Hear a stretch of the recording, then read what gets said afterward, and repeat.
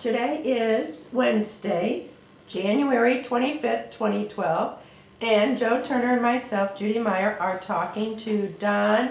How do you pronounce your last name? Muenks, the U-E is like an I. So will you spell it for us? M-U-E-N-K-S. What is the origin of that name?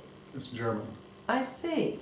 And how long have you lived in Bridgeton, or when did you live in Bridgeton? Well, I was born in 34.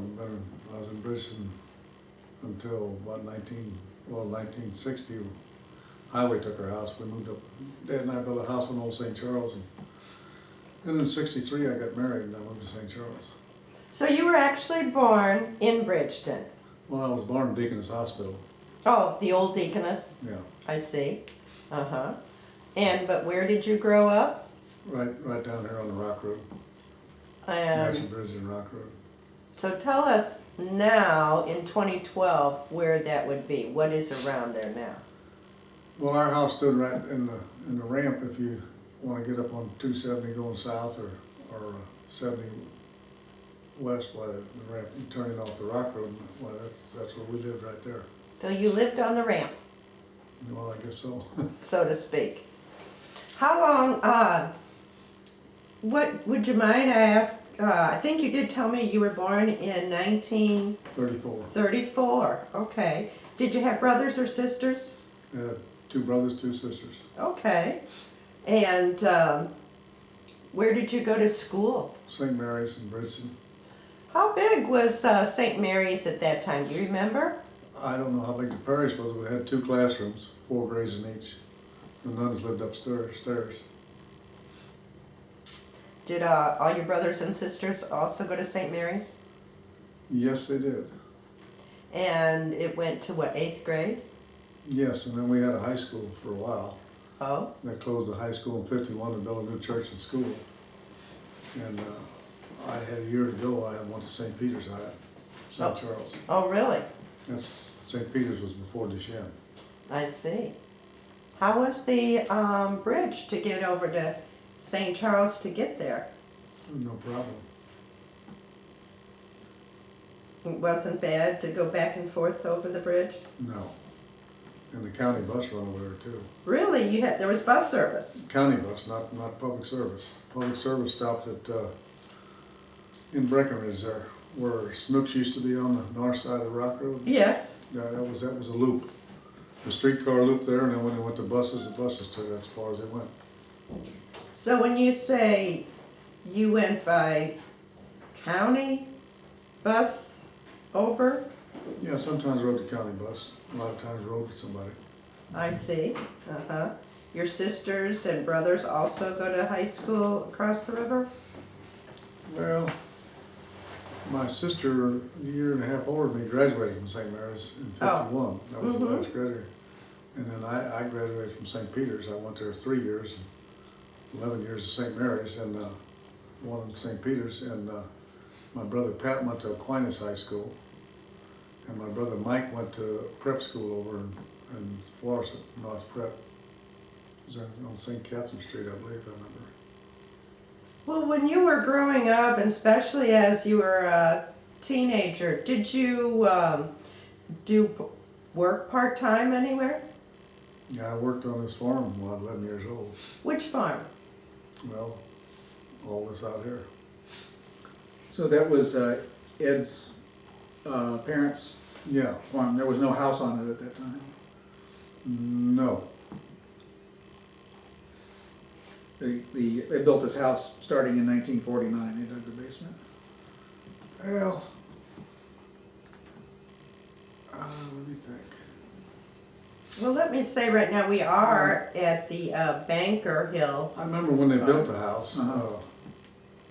I remember when they had to stop because they hit some burial grounds and stuff. But I don't think the house was here when I worked here. Mm-hmm. So what kind of work did you do then when you say you worked on the farm exactly? Picking peaches and cherries and apples and pulling sweet corn and cutting grapes, tomatoes, whatever had to be done. Hoeing, cutting weeds down. Who was like your boss? Who told you what to do? Well, Ed Banker was here, that's Ed's dad. And his brother Kenneth, who they always call Pete, he was there too.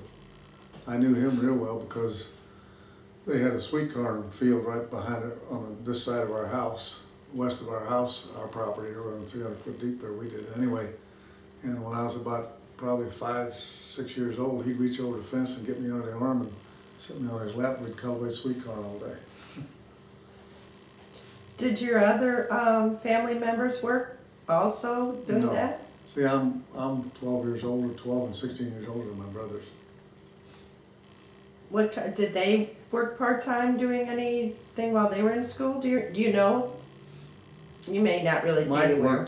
he worked at Pigeons, my youngest brother. Is that right? In fact, he drove a truck over to Illinois picking up stuff and everything. Was that when Grandpa Pigeon was It was up on the hill already. St. Charles Rock Road? Yeah. Okay. See, it started out in the wedge there. Yeah, we heard that. We've Yeah. heard that. Natural Bridge Junction, you call that, right? Is that the Yeah. term they used back in those days? Yeah, they call it the junction. Yeah. Just the junction. Mammy's Inn and, Yeah, my dad built Mammy's Inn. Really? In Was- fact, you never were in Mammy's Inn, I guess. I'm not sure it was still there when I started coming out here. Well, they went out of there in 1960, and the highway took everything. Okay. They had a barbecue pit out in front, Mhm. and you could pull up in your car and order ribs and beer or whatever. And they had a beer garden around the side, and they had like a restaurant inside, and then they had the back of the restaurant. You went up about 3 rises, and they had a dance hall back there. And the dance hall was in the middle, and then they had arches and tables on the side. And my dad was putting corner bead on them arches for the plaster when he had to stop and take Mom to the hospital to have me. You Well, that was not a bad interrupted. interruption. You interrupted things, huh? Yeah. So was your dad a construction person? He was a carpenter. Yes.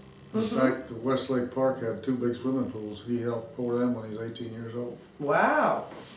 Wow. We've heard a little bit about Westlake Amusement Park. Were you able to go there?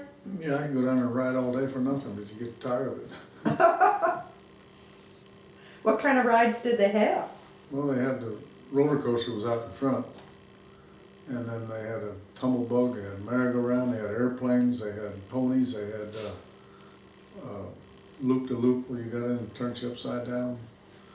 And they had merry-go-round, just everything. They had a dance hall over there too, didn't they? Yeah, there was a big hall there, yeah. That was up A little further away from the entrance. by the pools, and they had a big penny arcade and a roller skating rink. Wow. Yeah. It was The roller rink and the fun house are my 2 favorite spots. Yeah, the fun house was when you walked up a ramp, and the penny arcade was there, and the roller rink was on the right side, and the fun house is all the way in the back. I lived in the city, just barely, but we always came out here for our school picnics. Yeah, when I was a little kid, they'd come, double-decker buses would come out. They'd come out Natural Bridge because they couldn't Yeah. get underneath the Terminal Railroad Bridge on the Rock Road, I understand. Old buses had solid rubber tires. Yeah. Well, you lived, how close to Westlake Amusement Park? Right across the road. Yeah, very close. There was a filling station, Sinclair filling station, truck stop, and little restaurant right across the street. And Westlake was right behind it. That Sinclair opened up early 40s, I think. Maybe 41 even. Anyway, they had gals out there tending the pumps. Uh-huh. Women? Yeah, they wore as I remember, they had a black slacks and a red jacket. Oh, that's interesting. Why would women be out there as, It was a truck stop, I guess. It was the second largest truck stop in Missouri. really? Wow. Did you have a car when you were a teenager? Yeah, I started driving when I was 14. What kind of car do you have? Do you remember? I had a 41 Ford Coupe. And I worked for Henry Swantner. What did he do? He had the garage there, east of us. And he used to work on state troopers' cars and tune them up, and I'd try them out. Didn't have a license. different world back then. Yeah, sounds like it. And State Patrol had black cars and it said big letters on the side, State Patrol, white letters. They had 6-cylinder Chevys and Ford V8s. Well, what kind of work did you do for them? I worked in the garage. Were you also a mechanic? No, I cleaned parts and worked in this filling station, pumped gas and greased cars and trucks and whatever. And you said your father was a carpenter. Yes. He worked in his brother's blacksmith shop from the time he went to Junction School. Your father? Yeah, he went part of a year at Penn School down in Vegas. And then they moved up here with him, he went to Junction School. It was a one-room schoolhouse. It was a frame building then. That was right about where the Taco Bell is now. Right about where Bank of America is out, I think, I'm not sure, Okay. positive on that. And that Boonslick Stone that's down there in front of Ponderosa, that used to sit right in front of my uncle's house. Yeah. Is that right? And then after when 270 went through, they couldn't figure out where it went. And they found it in a building over on Main Street in St. Charles, and they fussed around about who was gonna get it, and St. Charles ended up putting it down there on the Frontier Park facing the river. And somehow or other they got it back, because it's down here now. Yeah. Because I happened to be up at Mom and Dad's, and they called one day and wanted to know where it had stood. And told them, I said, you can't put it where it was. And they invited us to have a little ceremony one day. On the original monument, the top line said St. Charles Rock Road on it. And on the new one, it says St. Charles Rock Road. After it's moved, it also says St. Charles Rock Road, but it's in a different typeface. Looks like somebody obliterated the old one and They must have put it back. You know, when they had it over St. Charles, I Yeah. imagine they changed it. yeah, I've got pictures of it Granite. both ways. I've got some pictures somewhere of that, I don't know where they're at. Your brother sent me the old one over, and the other one, of course, I took just in the last few days. Now, who did you say owned a blacksmith shop? My dad's oldest brother. My dad was the youngest of 14 kids. Wow. His brother Pete had Pete and Louis bought that blacksmith out in 1911. And that's when they moved up on the Rock Road. So there was an existing blacksmith there. Yes. And they had a filling station too. It was the only Uh-huh. filling station between St. Charles and Wellston. The only filling station between where? St. Charles and Wellston, that's about 14 miles. Wow. They'd knock on his door in the middle of the night and he'd get up and give them gas. Oh. First they had a big tank up in the back and they had a can with a measure on the side. And whatever if you wanted 2 gallons, 3 gallons, or what, they went up and got that much in the measure and then they poured it in your vehicle. And then afterwards they had a deal where you just, I don't know if you ever used like a 55-gallon drum, you go around so many times for a gallon and back. Well, theirs went back once and it was reset for the next one. And afterwards they had where you pump 10 gallon up in the bowl. And then my dad worked there and he had to take care of the gas station. And anytime his brother would holler, "Oh, Frank, gas," well, he had to drop everything and run out there. And one time, I can't remember the guy's name, but he had a Model T truck. In a Model T truck, the gas tank was under the seat cushion of the driver's. And he had pumped 10 gallon up in there, and he asked the guy if he wanted 5 gallon, he wanted to fill it. And about that time, the old man was sitting on the right running board, poking the back in his pipe, and he took a big old match across the running board, and woof, it blew my dad out of the cab. Oh my And gosh. then it was a gate valve, you had to shove it shut. Well, it fell underneath of the truck, and they come running out of the shop and pulled the truck off. The truck didn't catch fire. But Kinlock and Telephone had a jillion wires up there. They had, burn all the cross arms off of the pole, and the wires fell down, and nobody got hurt. Oh my gosh. Wow. How long was the blacksmith shop operating? Do you know? All the way to 60 when I Really? Yeah. What kind of work did they do in that blacksmith shop? Well, did a lot of forge work, and they sharpened plowshares. In fact, before my time, they used to shoe horses too, you know. But you were never involved in the blacksmith shop at I all? worked in there when I was 9 years old. 9? 9, boy, they have child labor laws now. What kind of work I'm did you sure it do was there? after school though. I would cut threads, it was in the summer, I'd cut threads on stuff, you know, with a dye and stuff. And my uncle wanted all the nuts on them when he needed a bolt, when he reached in the bin, he wanted a nut on it. So when the shipment come, they weren't on, I'd put all the nuts on them, put washers with them and stuff. Then I would, they had a string hanging out in the front with a chalk on it, and the farmers would bring their shares down. Some of them come 200 miles, send them out on a stock truck, and they'd write their name on the plowshare. And then my uncle had a handle he put on the share. You got 2 bull holes in the share, so that he could handle it in fire better than trying to use tongs or something. And I'd write the name, put the handle on, put the name up on the handle. And then when he got through sharpening it, the name was gone off the share, so I'd write the name back on the share and put it in the finish pile, and put the handle on another one, and put the name up there. Did your dad and uncle, did they graduate from school? My uncle only went to about 5 years of school, I think. My dad went to Junction, and he graduated from 8th grade, and he was supposed to go back because he only taught every other year, even not even. He was supposed to go back and take his 7th grade, but he didn't go back. He went to work in the shop. He was 13. What about your mother? Did she go to school around here? No, my mother went to school in Loose Creek, Missouri, about 15 miles outside of Jeff City, on Highway 50. Well, how did they meet? Well, my Uncle Pete married my mom's aunt. Oh. Which my grandpa was a brother to Pete's wife. And she come down here, I think, to help Aunt Catherine out when she had a baby or something, and that's how they met. I'm not too sure about all that. And that was before my time. And so your mother was involved or connected with those families? Yeah, well, my Uncle Pete's wife was my mother's aunt, and then when she married my dad, she became her sister-in-law. Oh. Well, I think there's a lot of families that did things like that. And what about your wife? Where did you meet her? I met her over at Holiday Hill. Really? Natural Bridge and Brown. Uh-huh.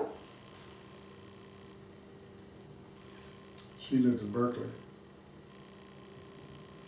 Was she working at the amusement park or? No, she worked at Brown. She was in Clayton. Oh, really? Yeah. That's interesting. She was a darling with her name.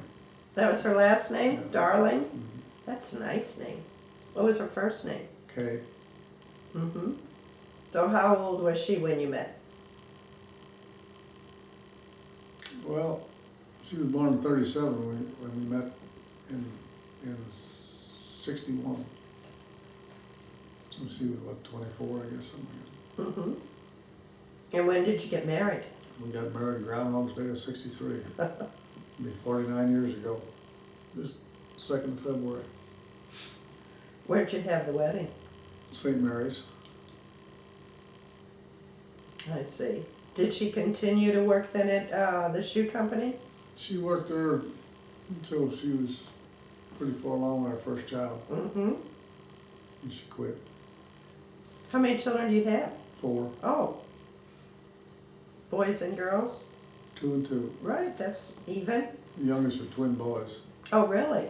You know, there would have been triplets, but she lost one at 3 months out of the same pregnancy, which I guess was a blessing in disguise because the boys weighed almost 8 pounds apiece. Wow. Oh my goodness sakes. So when you were married, where did you live?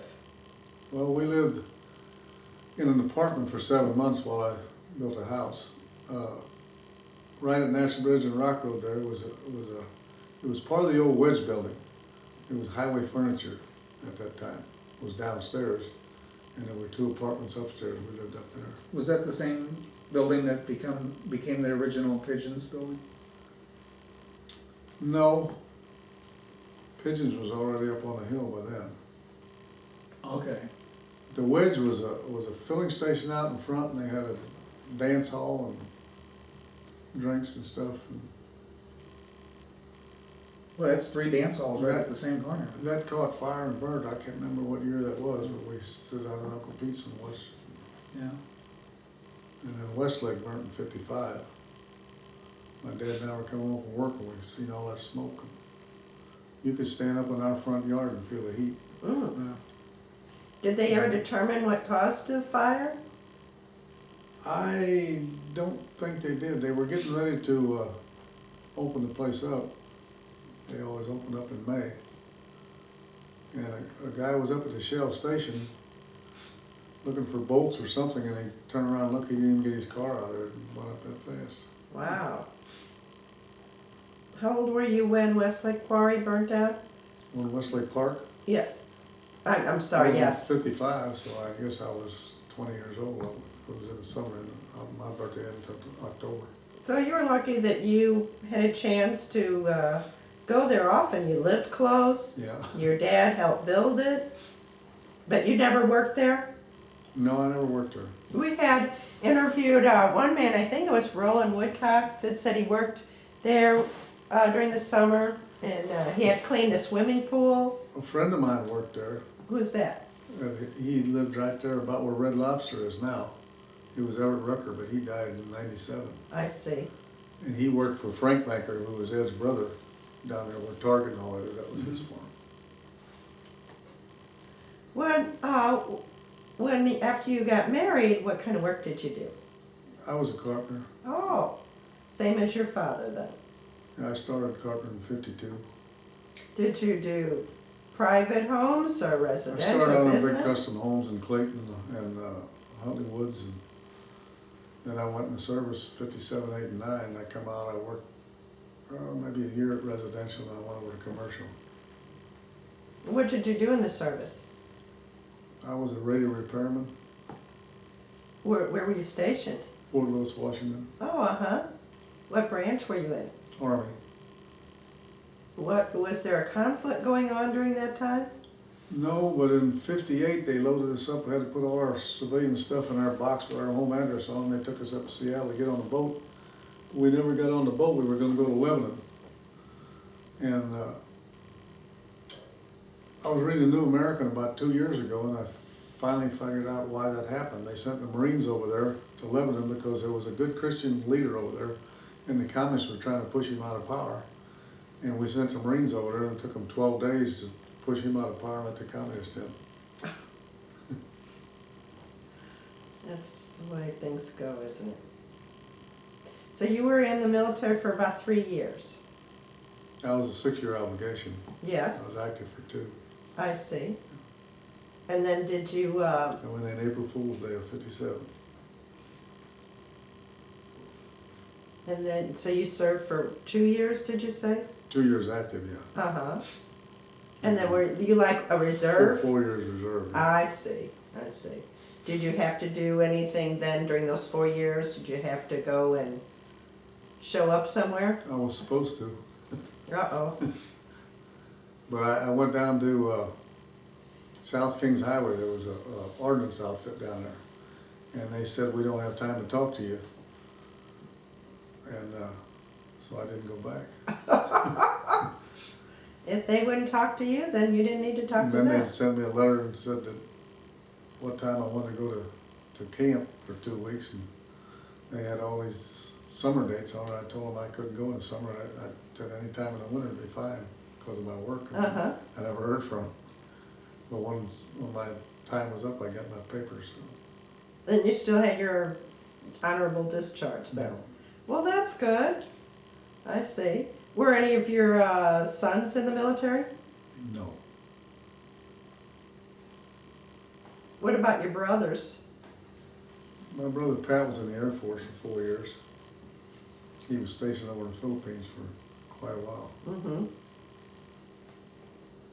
My brother Mike, he never went to service. He had a draft number of 32, I think, and it was hindering him from getting a job when he got out of college. He's a nuclear engineer, and but then they did away with the draft, so that because the lower your number was, the more that they took the lower numbers first. Mm-hmm. What activities did you do while you were growing up in Bridgeton? Now, it sounds like you really did a lot of working on, you know, in the fields and in the blacksmith shop, and you worked a lot, but did you also do recreation activities while you were growing up? Not too much. Really? Go hunting. Did you? Rabbit hunting and stuff, right there at the house. Just not far from home? Yeah. You didn't really play any sports or do any of that kind of thing? No, during school time and, recess and stuff, but otherwise. What can you tell us about Bridgeton, how it was compared to how it is now? This is when you were growing up, when you were going to St. Mary's. What I knew of Bridgeton, you can't even decide where it was anymore. Just, you can't say, well, St. Mary's was here or there. It's just big open spaces, Parish was over 150 years old when they took it down. We lost a lot in Bridgeton. That's why we like to do these interviews, and because our community has changed so much. I worked for Snyder's too over at the airport. That was the old administration building. What did you do for them? Well, we had a pavilion out in the back when you come down the steps out of the administration building. We sold beer, hot dogs, ice cream, soda, everything you think of. Popcorn. That was at the airport terminal? Yes, it was right off of Lambert there, just Uh-huh. before you went underneath to the train bridge. Right by, was it Phantom Drive, I think they call it now? I don't Yeah, know what just the- south of the train track, the underpass. Yeah, Uh-huh. Do you remember, I seem to remember a brown colored brick building being the terminal building, is that? yeah, it was kind of buffer brown, Yeah. tan looking building, yeah. And I always seem to think of that there was some big, maybe stainless steel type globe that was out in the public walkway as you approached that building. Do you remember anything like that? I don't remember that, no. Maybe it was a temporary thing. I don't know. I worked for Snyder's. At that time, he put the food on the planes too. Uh-huh. Was this the same Schneider's that had the restaurant in Clayton? Yes. Oh. So was the restaurant in Clayton going on when you worked at the airport? Or you don't? I don't think so. But they also had a restaurant Snyder's had a restaurant in the administration building. Because we could eat free there. That's always a nice. Had some pretty fancy food. Oh, wow. Wow. Well, what kind of work did you do for them? Well, I worked a little bit putting food on the planes, but mostly I worked in that concession stand out the back. We sold, on a Sunday, I bet we sell more beer than any tavern in town. Wow. But they had a law then, but nobody worried it. We wasn't drinking it, we just serving it. I was 15 years old. And this is to the people that were traveling? Yeah, a lot of people used to come out to the airport just to watch the planes. Mhm. Tell us about that. What's Well, that you all had- about? Had a chain link fence about maybe 4 foot high, and there was about 3 gates. And when they cranked that plane up, all the dust and dirt and sand would fly. Yeah, that was And- one of our favorite activities when we were kids. What's that? That was our favorite activity. When anybody came down from up where my mom was from, well, you had to go to the airport and the zoo. Yeah. And what would you do when you went to the airport and just, Just watch the planes come and go. could they identify the planes? They certainly can't wave to any people on the plane, I No, don't think. just watch them, Yeah. Day or night or both? Both really. There's a lot of people would just come, they'd come in there and Kind of like watch the having a planes- picnic? Watch the planes a while and then they'd leave, Just something to do. I think that's interesting. I don't think people know that or would do that anymore. I don't know if they do it. We used to, could go in the administration building and go anywhere, Yeah. a new one, but now, you can't even, used to when somebody got on a plane, you went all the way down to the gate with them, Yes, that's lots changed as far as the airport, right. Yes, it is. If you don't have a ticket, you can't go through the gates, Right. right. So, how long did you work at the airport then? Probably a year and a half. You were a something young like guy, that. you said you were 15. Yeah, I see. And when you were married, you were a carpenter? yeah, I started carpentering in '52. I worked till '02, 50 years in. Wow, 50 years. And you said you built your own house? Yes, And where was it? I'm at 94 and 70. Or do you live there as now? Yes, Does anyone live with you now? no, You lost your wife? yeah, she died in September 20th of 1998. Oh, I'm sorry. And your children? Well, I got, one of them lives about a little over 3 miles from me in St. Charles, and the one boy lives out about a mile this side of Highway K on the end, and the other one lives in Overland. And my other daughter lives up in Montreal, Missouri. So they're not real far away. No, You have grandchildren? I got 8 grandchildren and 2 great-grandchildren. Wow. Wow. I see. So now, do you have any hobbies or activities that you like to do? And I do a lot of volunteering. Wonderful. What type of volunteer? Well, I haul food from St. Robert's out to St. Joachim and food service every Monday. And I count the collection at church about real early in the morning. And I take care of the votive candles, and I work, they have a bingo every Friday night. I go up and get everything out for the bingo, and then I cut all the cakes and pies and stuff. That's really nice, you know. They want me to work the bingo, but I go home. Wait, is that in the evening? Yeah, I get up there about 2:45, and then the bingo don't start till 6:30. They got a kitchen there, they serve a lot of food. And where is this? St. Robert is just south of 70 on 94. Okay. So your activities now center on the other side of the river from Bridgeton. Yeah, more or less. What was it like, if thinking back when you were a young guy and you said you went across the river to go to high school? What was it like to cross the river? What kind of bridge was it? Was it? It was the bridge they tore down in 97, was it? They tore it down. I'm not sure when they tore it down, but it was built, it opened up in 1904 for the World's Fair. Was it at the 2-lane bridge? 2-lane bridge, yeah. Narrow bridge? It was just 2 lanes wide, and all the bridges had a hook on the end of them then. Like the old Chain of Rocks Bridge and everything. I guess it was for stability, I don't know. But the streetcar used to run across the bridge, but that's before my time. 32 was the last one to run across. And that's it, you had to get on the other side of the road when the streetcar come with, he was on tracks. And then the bridge was a toll bridge to start with. It was 50 cents, I think. Really? You give them $5, you get 50 cents and $4 silver back, he said. I'll give you a change in silver dollars. That'd be nice today. Yeah, nowadays I think people get, sometimes Susan B. Anthony dollars if they ride Metro, or, I'm not sure, But Westlake Park had a well down there to fill in pools and stuff, and it was 1,200 foot deep. They were looking for some kind of sulfur water to have sulfur baths or something, but they never did. Never hit it. When they got 1,200 feet, they give it up. Well, is that the same kind of thing they do in Arkansas, the baths in I Arkansas? don't know. Hmm.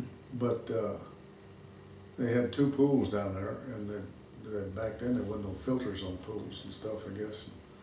They'd have you in one pool when the water got little, thought it needed changing, why they'd put you over in the other pool. And Dad said when the water was real clean, it was so cold you could hardly stand it. You know, when they first fill it up, 1,200 foot deep, pretty cool. So no chlorine, huh? I don't know about that. I couldn't tell you. And the fun house, my dad and I worked on it, repairs and stuff. When I was in school, we'd work down there at night. He worked at McDonnell Aircraft for a couple of years on a night shift, or second shift, or I don't know what shift he's on. Anyway, we worked on them. The barrel needed a couple new hoops on it. We did that. And my Uncle Pete made a new iron tires for it and stuff because it rolled on hoops. I was always really fond of the big sliding board. Yeah, that was when they put enough dance wax on that thing, you think you're going Yeah. through the wall when you hit the bottom. When they put what? They put What? dance wax on the slide. It was Oh. maple wood. It was all Oh, indoors. But that was really a well-crafted Yeah. unit. And I remember, you'd get a flour sack or whatever when Yeah, you gunny put sack. up the top on. Of course, I was working with a guy one time, a young guy. I said, "We need a gunny sack." What's a gunny sack? Yeah. what about your children? They didn't, weren't able to, know what Westlake Amusement Park was, No, were no. they? No. But were there any other amusement parks then while your children were growing up? Six Flags. What about Chain of Rocks? Was that still operating? No, that closed up. We used to have a lot. When I grew up, we had Chain of Rocks. Chain of Rocks and Holiday Hill come in later. Of course, Right. It wasn't as big an outfit as the other amusement parks, but then Forest Park, but then that burned too. Mhm. Right. And then there was a place called Kittyland on Page. I don't know about that. My uncle worked at one of those rides part-time. Yeah, those were fun, but now basically you have to leave the city limits to get out to Six Flags. Yeah. Costs a little money too. Yeah. Yes, it is. It's a big fee, but they offer a lot. And I mean, it's an all-day thing. They have a lot of people working there. So you never actually worked at Westlake Quarry, but you did help with repairs there. Yes. Mm-hmm. Don, do you remember how the traffic flowed around this piece of ground here that's, Well, this road out here in the front used to be, that was the road to and from St. Charles. that was called Old Highway 40 the first time I saw it. or Yeah, first well, time I it remember. was St. Charles Rock Road, it was Highway 40, Yeah, coast to coast highway, that was it. And then when you get out in St. Charles County, when you're North Frontage Road, that was the highway of Yeah. 2 lanes. mhm, And then in 1939, they built this road that goes down to where the old bridge was. And what we then- call St. Charles Rock Road now. Yes, and that, when it opened up, you went to St. Charles on that one, then you Mhm. come back on this one out here. Right, so it was one way in each Yeah, direction. they had rubber flaps sticking up about that big, about 6 inches square with arrows on to show you to keep to the right when you went west. Uh-huh, Cause I know one time I heard the sirens coming and the state trooper was chasing it was a 47 Chevy Fleetline. And he'd stole it on Grand Avenue somewhere, and he pulled him over in, I think, St. Anne's or somewhere. When he got to the car, the guy took off. Anyway, the trooper was George Thurman. I knew him. Anyway, this was in 47, but he got there and he was not familiar, I guess, and he went this way, that way, and he ended up flipping the car end over end mm, down in the field there. And because he seen them arrows there, I guess he didn't realize what was going on. yeah, I live There in was a the, weight scale on this end of the bridge, okay, and so they could pull in going this way or that way. It was right when you come on off the bridge. Somebody run into it after it was closed and just demolished it as a brick building. I live down in the subdivision called Spanish Village, which is right by here, the Banker Farm. And can you tell us what that was like? Because apparently when you were growing up, this was very close to you. The old Forester Road went up there. Used to be a tavern right across the street. What kind of tavern? It was a 2-story brick building. oh, down at the bottom of our Yeah, driveway, you mean? Yeah. Across from the driveway on Yeah, the west side of Forester. yeah. I thought And I heard- evidently my dad said it was there when he was young. Yeah. I Do you thought I could remember the remember a name? name. There was a name attached to that, wasn't Different people had it. there? Yeah. Okay. A guy by the name of Willie Paul had it for a while, and then a guy by the name of, can't think of his name now. But, it was you'd go in there and get a case of Falstaff for $2. Falstaff was pretty popular here, wasn't it? Yeah. Well, what was, if you go up Forester, was Forester paved at that time? I don't really know that. I didn't go up there much. I know Pilgrims lived up there and Han. Niedering House, not Niedering House, what was it? Hollenberg's had a place up there. Yeah, Hollenberg did. They moved our house up there. Mm-hmm. Somebody else bought it. And when the highway took it. Which house is that was moved? Well, Is it still there? It's gone now, no, Oh, okay. tore it down. What was them people lived right up on the end there. Can't think of now what. Do you remember the little tiny building across Forster Road from the tavern? It was sat right on the, it was almost in the intersection. Well, Carl Banker lived there. In front of Carl's house. It was right at the corner of the highway and the I Forester. vaguely remember something being there, but I Yeah. can't tell you what it was. But that Shell station up there, they built that when I was 5 years old, on the west side of our house. And Yeah, that was, the name of Clark Niedergerke and Oliver Luke opened it up. And Okay. afterwards, Ed went into it. And that Oliver Luke, he repaired storage batteries. uh-huh, And they had there was a rock wall all around 3 sides of it. And my grandpa's house sit up on uh-huh. the west side, up on top. And they had a little building, seemed like it wasn't about 4 foot square in the corner of that rock wall. That's where he worked on batteries. They weren't allowed to have it in the main building.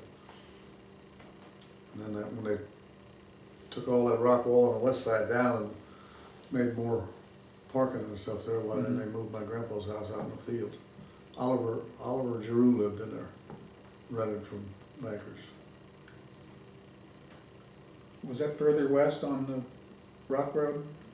Or it was right close? It was right up on top of that rock wall. The rock wall come up and then Okay. sloped up to the Okay. yard. I got a thing at home where my grandma and grandpa went to Clayton and paid their taxes. It was 37 cents for real estate tax. They raised, I got some pictures of my grandma and grandpa. I didn't really, my grandma died in 36 and I wasn't even 2 years old yet. I got her, and people by the name of Dubray moved in there, and I remember that lady, but I don't know if I got them together or not. My grandpa died, he was born in 1854, he died in 33. He was born 2 years before war, transmitted over wire. Lincoln was president. Hmm. How old was your father when he died? 87. Okay, My mom and dad were both 87 when they died. wow. Well, have good genes. Yeah, you're just getting started. Yeah, I'll be 78 this year. Get this old, you wonder how you gonna go. Yeah. Well, you sound like you keep yourself pretty active. You do a lot of volunteer work. Yeah, if you look the inside of my house, you'd think nobody lived there. I was never there. Well, sometimes it's good to get out and do other things. And Joe and I spend time at the Bridgeton Community Center. Do you remember when Bridgeton had the old swimming pool? You mean over on Fifi? Right. Mm-hmm. Yeah, I remember. I mean, when they built that. In fact, that was Gentry's farm. Yes. And when I worked for Colonel Keystone Seas, was over across from the Ford plant on Lindbergh. They rented ground there too. We worked there sometimes. You had a hole about 18 inches long and cut down about a couple, 2.5 inches wide, and you do your hands and knees and hold that stuff. They might have 35 rows of green beans or something, and all different kind of watermelon and stuff, and just for proving ground what it was.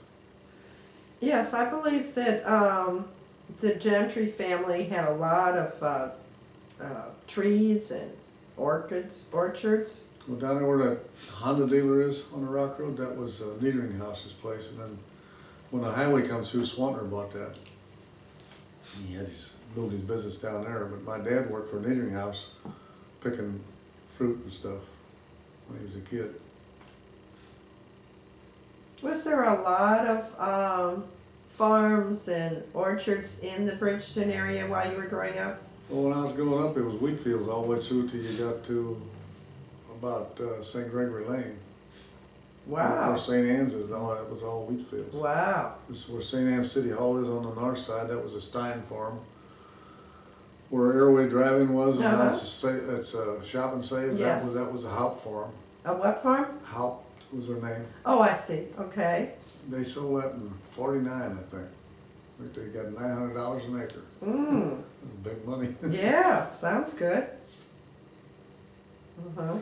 But see, them drive-ins, you used to go, people would go there with all their kids and everything. You had a playground and trains and stuff, and then the insurance got too high, because I did a lot of work for Warrenburg. Oh, did you? Yeah. And the insurance got too high, is why they cut it out. Too many lawsuits and stuff, you know, how people are. But, yeah, and they had seats up in the front too. We'd walk, we'd have a bunch of us come from St. Mary's High School or something, and we'd have something there. We'd walk over to Airway Drive-In and go walk in and sit in the seats. I didn't know there were seats. I always thought it was just for cars. No, they had seats up Yeah, there. I think most of them had seats. Yeah. Yeah, I remember when I was growing up, drive-ins were pretty popular. They'd go to the drive-in and then they'd take a picnic lunch along, and they'd have their lunch, and the kids would play on the playground and stuff, and then when the movie started, well, the kids would go to sleep. Right. Yeah, because Of it course, always, back then, all movies were G, you know, yeah. you might see the cowboy kiss his girlfriend. But it seemed like the movie would never start, you know, and you had to have something to entertain the kids. Yeah. Did you go to the drive-ins when, well, you said you would go and sit in the seats. What Yeah, well, about? that was another, that was before I was, you know, legal to drive. In Wellston, there was a theater that was open air. It had a regular marquee, a regular front, like a regular theater. But you walk inside, and you're outside. Warrenburg's first theater was just walls, no roof. Mm-hmm. This was called the Ferry. They started out in 1905, Yeah. but afterwards there was a Victory and the Wellston Theater. Uh-huh. But the Ferry was the one that had no roof on it. Yeah, well, I don't remember that. That was like In fact, between- I never went to a show where I lived until I was 16. Really? Well, we seen about 3 of them. Mom and Dad take us downtown, and I think the Bells of St. Mary's and Meet Me in St. Louis, and Do you remember what the Victory was called originally? no. It was renamed at Pearl Harbor. It was originally called the Mikado. Oh, I see. See, when Pearl Harbor was, I was 41. I was just 6 or 7 years old. Yeah. But I do remember we got the Globe all the time. They always, every day was something about the war in there, Mhm. the headlines. And I asked Dad, I said, what are they gonna put in the headlines when the war's over? Oh, I said, they'll find something. Let's think of something. Is there anything else you'd like to tell us about where you went shopping when you were growing up? Wellston was, if you needed a first communion suit or graduation or something, we went to Wellston. Because there were no malls. Right. The first mall was Northland. Oh, yes. And that opened up around 55. Yeah, and you had Saffron's, Busy Bee, and there was a penny store there. And there And was did 3. you ever shop in St. Charles, Main Street? Sometimes there was a penny store there too. In fact, when I started carpenter, I bought my first 3 carpenter overalls over there. Uh-huh. I think it was $10 for 3 of them, and I got a little change back. Now they're $50-some a piece. You can't Wow. find them. Mm-hmm. Yeah, St. Charles had curbs so high you could only get the car door open. Yeah. Used to be buggies, and every so Yeah. often they had a pipe coming up with a ring on it to tie your horses to. So Did you have horses while you were growing up? no. No. Someone was telling me the other day about Old St. Charles Road, and that's a subject of confusion to a lot Old of St. people. Charles Road went to the river. That was in Maybe the that was days you that they was had telling 3 me. ferries. Okay. Because one time one guy's ferry sunk by the landing or something, they had a big squabble over that. Mhm. That was before the bridge, see? And there was never any rock on it. There's Old St. Right, Charles it's always Road. just been Old St. Charles Road. Because they even had a sign up there at Lindbergh, the street sign was Old St. Charles Yeah. Rock Road, and my dad got on about that because St. Charles Rock Road. Yeah. St. Charles Rock Road was rock because Dad, when they moved up here, he said that's the first rock road he ever saw, even though they lived by the quarry. But Mhm. McKelvey was just dirt. And he said they come over that hill on McKelvey and seen that big white streak. But then they graded on it for, I guess probably more than a year to pour the concrete. And that was somewhere in the 20s, in the early 20s, I think, is when they poured that St. Charles Rock Road from the old bridge to Wilson city limits. That was the first concrete road in St. Louis County. And Dad and his brothers would lay up in the bed there, and they could tell what kind of car went by just the sound of it. They'd, say, well, that's this, or that was a Moon, or that was a Dodge, or whatever, Ford, anyway. And when it was the grading, when the January thaw come, people get stuck. And his older brother would go out there and hook a team to the car and pull it out. But the people they didn't know when to let up on the gas, and they'd almost run over them. So then they'd hook a wagon up and pull them out with the wagon. They'd run to the wagon with tough luck. And then there was a lake. West Lake was a lake where that little trailer, I guess that trailer park's still there. And that was a lake about 40 foot deep, Dad said. And somebody had something to do with the park. I think it was a Massey or something. I see different people had the concessions there, but I think James owned the ground. Might have been a James. Anyway, he blew the dam out with black powder. He's gonna get the fish, but they all went down the creek. But it wasn't a lake when I grew up. Yeah. But his brothers said they'd get up in the morning, be snow blowing, they'd come back with a few ducks, go down and duck hunting. And they'd ice skate on it all winter long. Yeah. I know Dad said one winter they had a fire out on the ice for 2 months. Never had to light it. They'd roll 2 big logs together when they got ready to go home, and the next night they'd roll them apart and throw them more wood on, and away it'd go.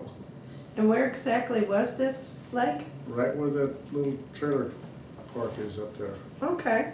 It was a little bit west of the intersection there, on the north side of the highway. Well, there's actually kind of a lake close to the Banker Hill Farm down here. Well, that's a You mean purpose, down? the retention. Okay. Well, that water hole down there, further, there was one on both sides of the road. They filled the one on the south side in, but that was in 1951, I think, when the highway, the water got up, and they had, because I drove to St. Charles, and they had sandbags, I'm gonna say 4 foot high at least, and the water was seeping through and slopping over the top, and I come back, and I went back a couple hours, and the highway, the pressure jumped the highway up in the air, and that's where the water holes come from. They were 70 foot deep. In fact, the railroad bridge down there, not Hollenberg's, Kaiser's lived there. And it whirled around the pier for the railroad bridge, and they hauled from Westlake Quarry, they hauled in railroad cars. They had them cars dumped off the side. They hauled all one day and all one night and all the next day, dumping around there to save it. They saved it. But there were several cars jumped the guardrail and went in there. I'm gonna say several, I know 4 or 5 did. When you were growing up, what do you remember about the area west of where we are now? Was it very wooded? Where now they have the Earth City area? Well, the old highway went down here and made a 90-degree turn, and then went on to the old bridge. And I heard that was a Carteret road when they put it in. There's logs laying this way, and then there was some of them, I guess, was green and sprouted or something. Anyway, there's a lot of woods down there. You never did go down there? That was just big farm ground between the 2 highways. Because Dad said they'd have tractor demonstrations out there. Tractor demonstrations?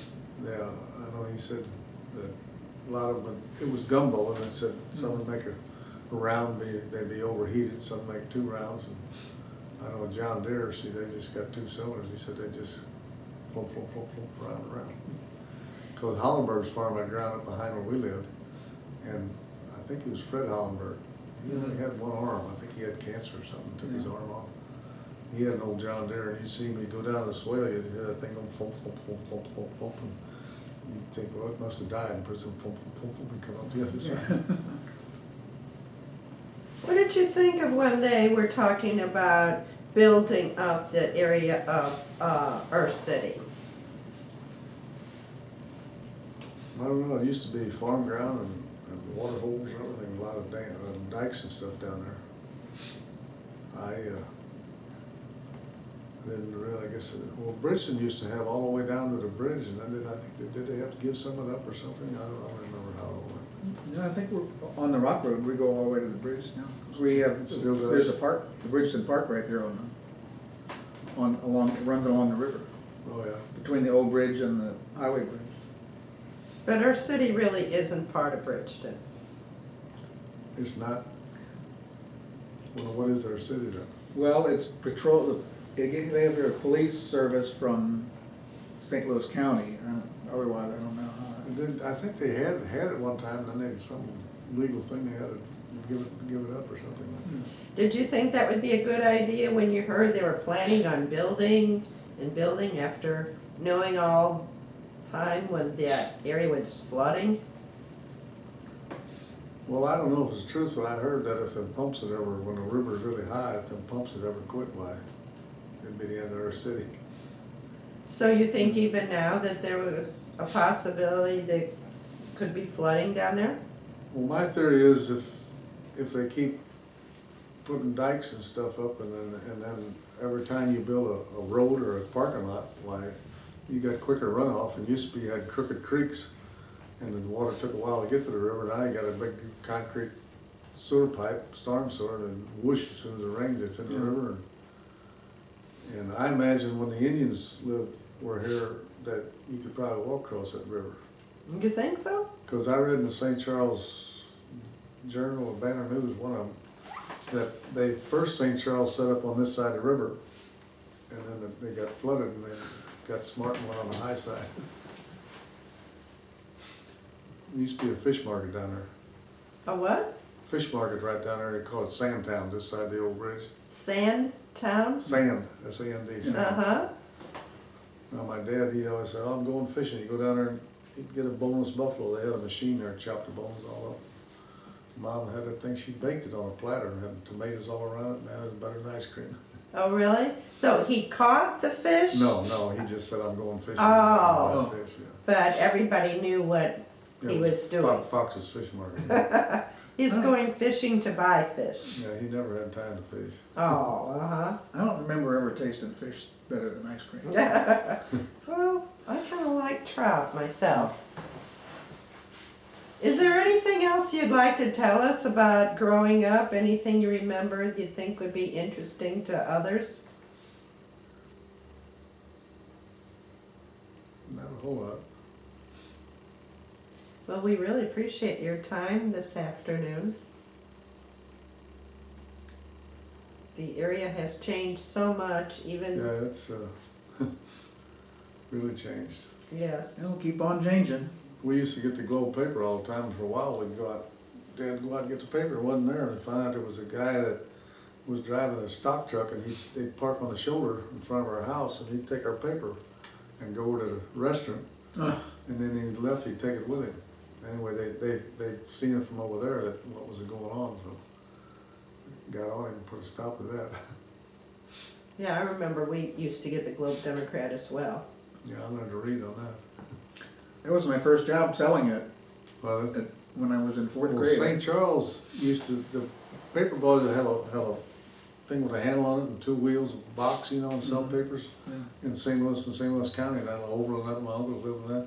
But St. Charles, they had a cowbell on there, and they'd come by, on a Saturday night or whatever, selling a Sunday paper, and they'd be ringing that cowbell. Okay, we're coming up on an hour here, and that's what fits on a video Yeah, disc, okay. so we're gonna shut down. Thank you for coming. It was nice meeting you. Yes, sir, thank you for being here.